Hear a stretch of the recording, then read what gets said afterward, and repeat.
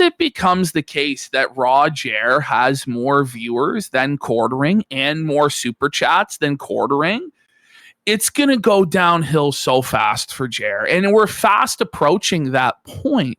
And I don't think he really realizes just yet, or maybe it's starting to sink in based on how much he's crashing out, his future, which is being Philip Burnell, being a guy who has no other option but to clock in day after day and get felted and humiliated and embarrassed over and over and over again for nickels in the gutter just to survive. Like, that's his future on the internet right now, unless he makes drastic changes. Well, here's Jer's new plan, guys. So let's go to folder 00 here. Here's Jer. Jer has a new plan to save it. Okay. So he says, good news. I'll be updating my content based on your feedback in a few ways starting next week. Wow, is Jer going to actually apologize and address the controversy and take accountability and give his side of it? No, of course not. But what he's going to do is he's going to take into account things that viewers have been upset about for years. And now that he's on his knees, desperate and destitute, trying to survive, he's finally going to now appease his audience and do things that he should have done years ago, except he was such a greedy bitch that he wouldn't. Okay? So he goes, 1, get right into the story. Why haven't you always been getting right into the fucking story, buddy? Lie, because he talks about getting into the story. Exactly. He goes, oh, no, I'm going to talk about the story, but it goes on for like a minute or 2 minutes of him saying he's going to get right into the story before he gets into the story.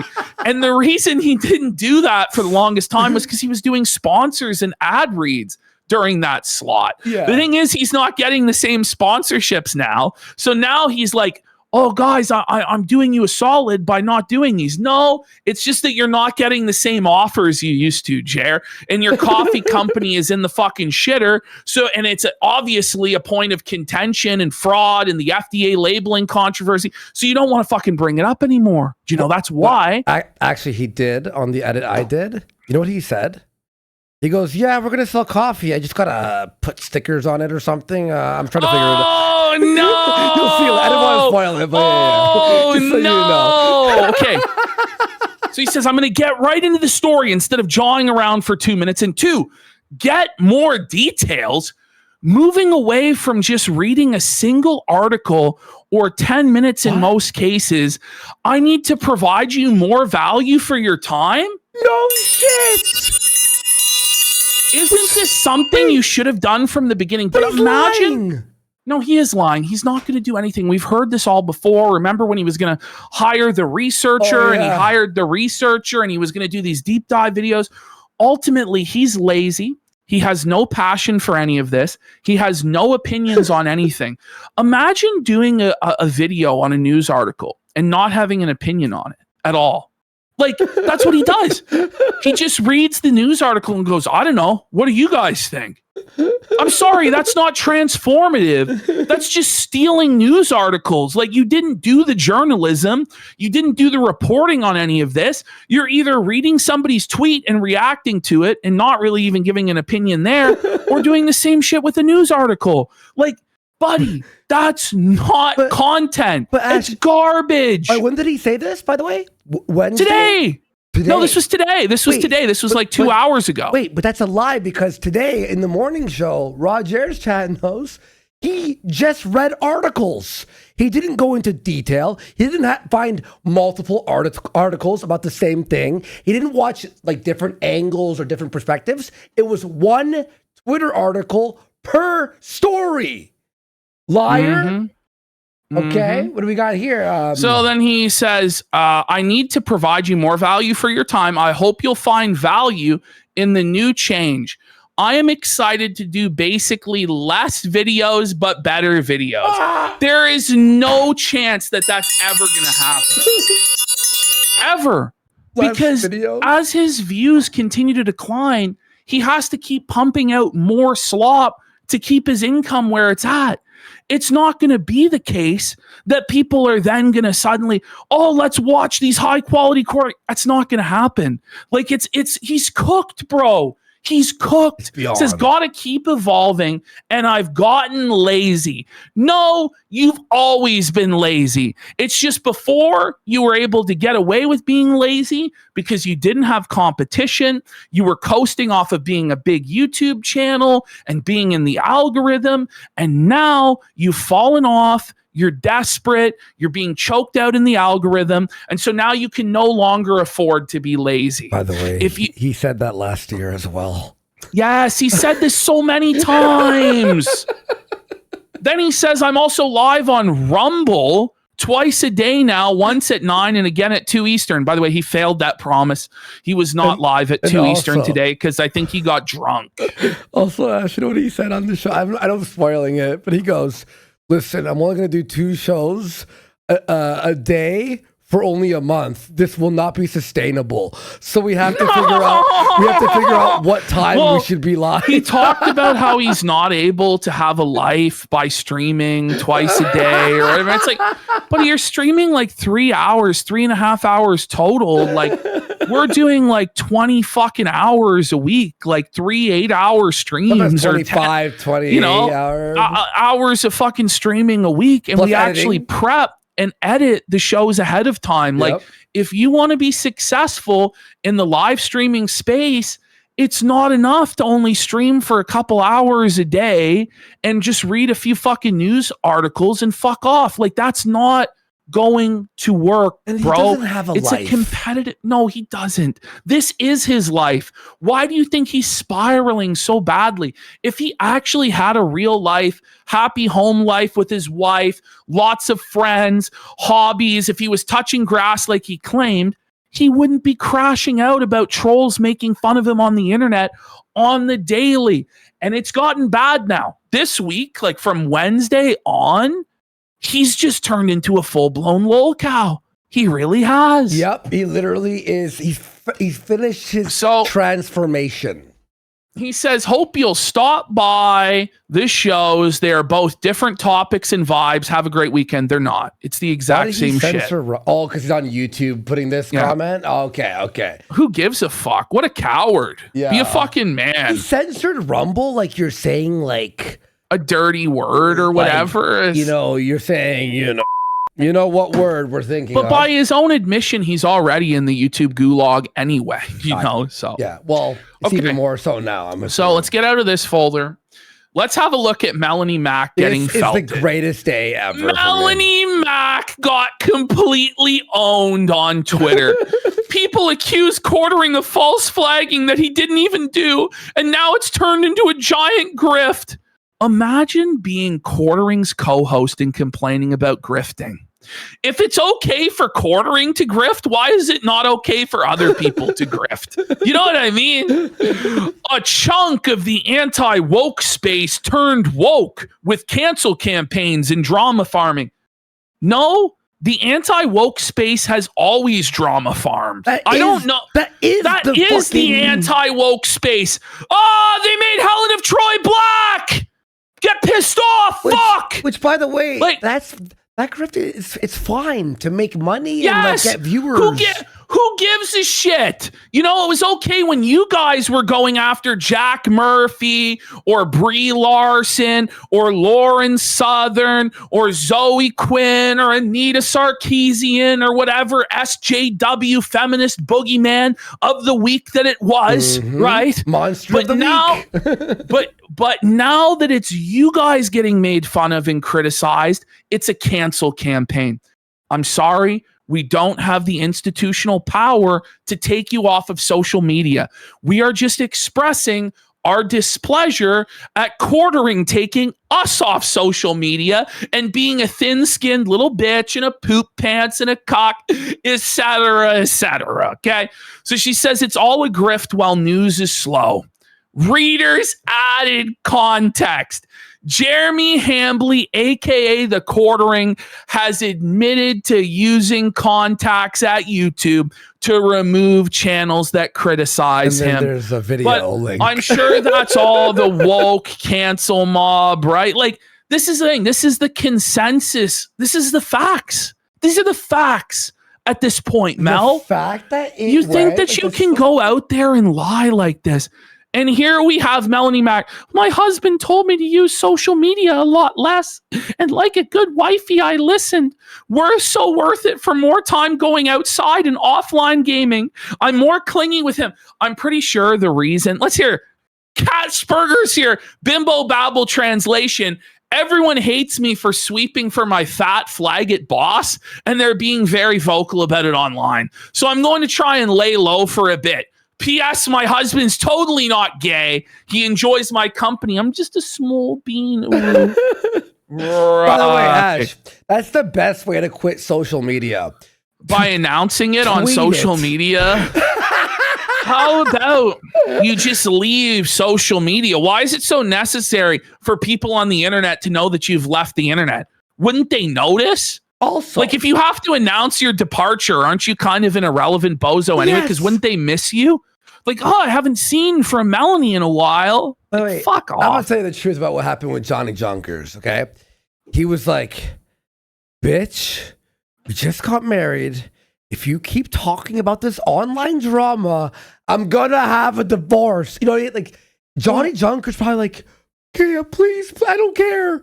I want to watch cosplay and gay porn. From what I understand, this guy quit his job as an engineer to become an internet cosplayer power couple with Melonie Mac. And then Melonie Mac burned her entire grift to the fucking ground for quartering. And now Johnny Junkers is sitting there with his dick in his hand. Like, what the fuck am I going to do? Yeah. But Mel claims that she's financially set for life. So is she a multi-millionaire? That's what she says. She doesn't have 10K in her bank account. Let's be fucking real, okay? Maybe she had a lot of simps for a lot of years, but this is I forgot the simp factor. Is what this whole thing is about. This is what quartering did. It was life ruination. First will be your YouTube, which is in violation of ban evasion, easy takedown. And next will be your kick. So it wasn't enough to take us off YouTube, but that he was going to go to Eddie, and he told Josh Moon he was in contact with Eddie, the owner of this site, to take us off of this website so that we would have no source of income. And then he would sue us while we had no source of income in order to financially break us completely. That was his plan. Okay. He says, I literally begged you two to be reasonable. I tried everything. Did you try not being a thin-skinned little bitch and playing by the same rules on the internet that you expected other people to play by for the last decade? He says, you chose this. All I wanted was to let you guys dunk on me. Like, that's actually fucking twisted. Well, that's mental illness. Your YouTube is in shambles. Your Rumble's fucking a joke now. Everyone hates you. Wait till you watch the begging about his please sign up for the quartering.com, please. And by the way, he could have just talked shit back and everybody would have had respect. And maybe he could have turned the tide. Or it'd be like a fun battle between back and forth. Well, yes, there's content and there's money to be made and a back and forth between us. And it could have eventually led to some sort of a confrontation or a debate where there would have been a bunch of money and a bunch of viewers and people would have been excited and hyped up for it. But he threw it all away. I don't know why. Like, because he's above that, because he's a god, because he's a king. I don't really understand it. And there's a lot of material to go after us with. It's not like we're sinless fucking angels out here, do you know? And he expected us to be stuck in limbo for the right. I mean, the manager's probably like, yeah, I'll keep them stuck in limbo, right? But now that's gone. What was it for? There's a million channels now of us. By the way, when he did get his opportunity to confront the detractors with Yellow Flash, he ran from it. And now he won't even address any of it because he knows that if he's in a live confrontation with a competent person that has receipts, he will be completely demolished and humiliated. It will be a Matt Jarbo moment. And that's why Melonie Mac had to have Chrissy Mayer run defense for her and not bring Brittany Venti on, because had Brittany Venti come on and actually forced Mel to take a position on this that made any sort of fucking sense at all, she would have been demolished. So all these people can do, just like the woke SJW left, is hide in their fucking hug box, pretend that none of this is happening, ban all dissent, and then wonder why people fucking hate them. It's crazy. It's actually insane. So, okay, let's move on to the next folder here, folks. So then we have, this is just a little quick, interesting segment. You know what? Go to the other one first, okay? Sure. So I just want to show you guys, this is the quality of content that Quartering's doing for his shorts. So there hasn't been a single video posted on Unsleeved Media in almost a month now. But I didn't realize he was posting these shorts every day that are getting like 1,000 views or less. On Unsleeved Media? On Unsleeved Media. Is that okay? That's what you meant? Oh my God, I can't believe So just have a look at how, we're just going to review the first 10 seconds of this short. I'll watch all of them. Have a listen to this. I love watching hours of this in a row. Everything's been around over 30 years, and these are the most controversial. By the way, pause. Notice he sped up his intros on these shorts. So he's actually putting himself at like 1.5 times speed because he's so slow as a speaker that he actually has to speed himself up. He looks fucked there, bro. Yo. He actually looks like a homeless bum begging for change, doesn't he? God. Look at his eye. His eye is messed up. Both eyes are not symmetrical at all. What is happening here? / most banned artworks in history. Honorable artworks? Wait, you mean no way. Bring it back? He couldn't say artwork. You couldn't give it another take, bud. You said artwork instead of artwork.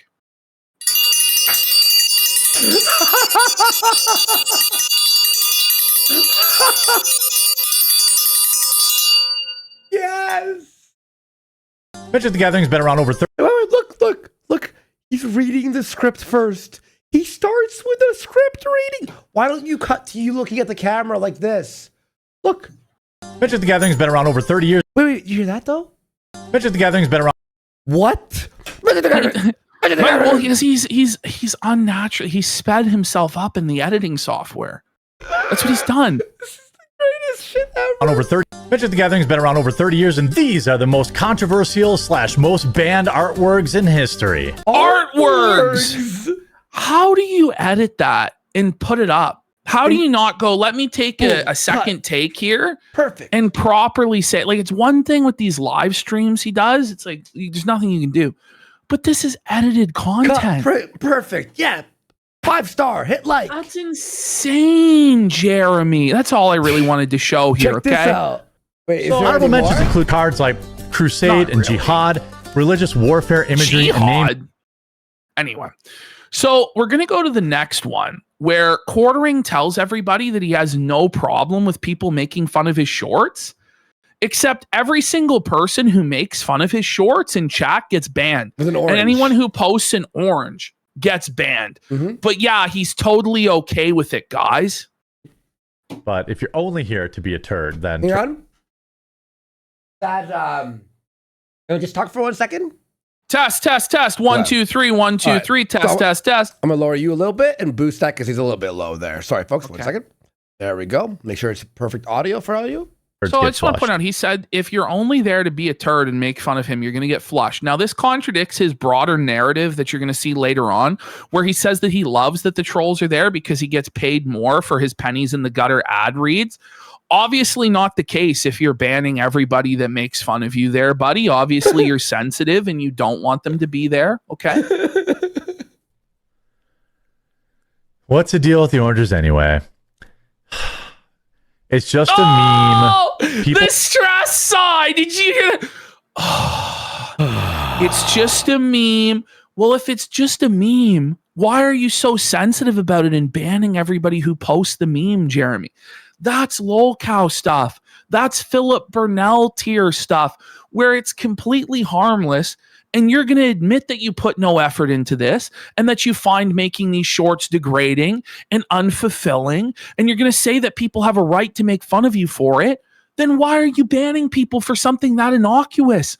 Why are you people so sensitive and soft when your whole grift was going after the snowflakes and triggering the libs and owning the libs? It doesn't make sense. It's just a meme. By the way, it's like the most like for Phil, right? It's like He doesn't pay his taxes.